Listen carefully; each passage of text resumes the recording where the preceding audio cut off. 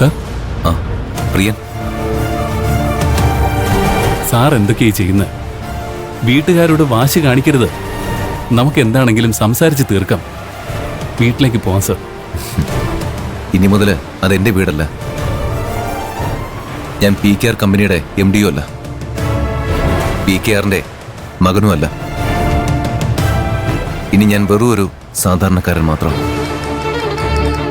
Sir, ഒരു കുടുംബമാകുമ്പോൾ കുറേ പ്രശ്നങ്ങളുണ്ടാവും എന്ന് കരുതി കുടുംബം വിട്ട് ഇറങ്ങിപ്പോകുന്നത് ശരിയാണോ?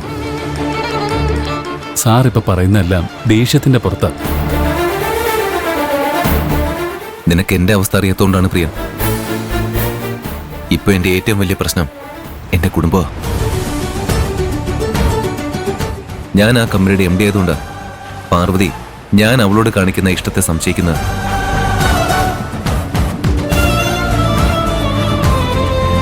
നിന്നെപ്പോലെ ഞാനും ആ കമ്പനിയിൽ ഒരു സാധാരണ സ്റ്റാഫായിരുന്നെങ്കിൽ പാർവതി എന്റെ സ്നേഹം സ്വീകരിച്ചേനെ.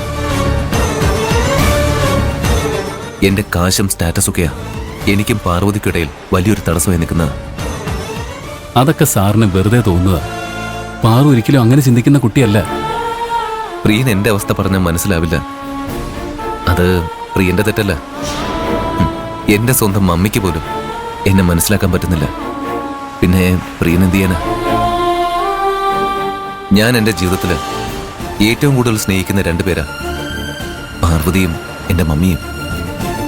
അവര് രണ്ടുപേർക്കും എന്നെ മനസ്സിലാക്കാൻ സാധിക്കുന്നില്ല എന്നറിയുമ്പോ ഉണ്ടാകുന്നൊരു വേദന അത് സഹിക്കാൻ പറ്റില്ല.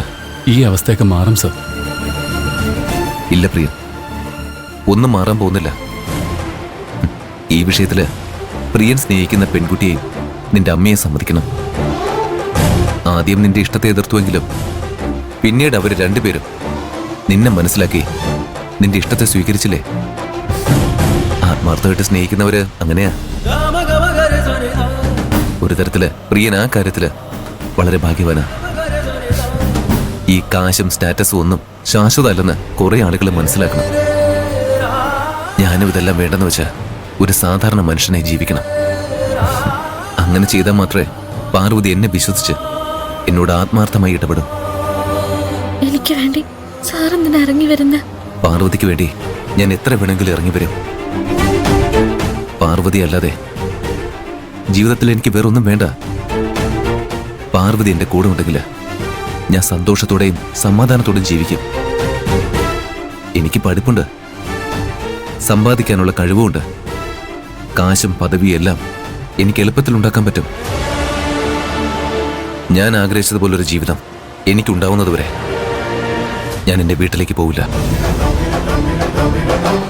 ശരി, സാറിന്റെ വീട്ടിലേക്ക് പോകാനല്ലേ വിഷമമുള്ളൂ? എന്റെ വീട്ടിലേക്ക് വരാമല്ലോ. അങ്ങോട്ട് വന്ന് സാറിന് ഇഷ്ടമുള്ളതുപോലെ അവിടെ കഴിയാം. അത് വേണ്ട പ്രിയൻ. ഞാൻ കാരണം പ്രിയൻ ഒരു ബുദ്ധിമുട്ടുണ്ടാവരുത്. ഞാൻ പറഞ്ഞത് കേട്ട് പാർവതിയെ വീട്ടിൽ താമസിപ്പിച്ചതുകൊണ്ട് ഉണ്ടായ പ്രശ്നങ്ങളൊക്കെ ഇപ്പൊ തീർന്നതേ ഉള്ളൂ. അത് മാത്രമല്ല, നിനക്കൊരു അനിയത്തി കൂടിയുണ്ട്.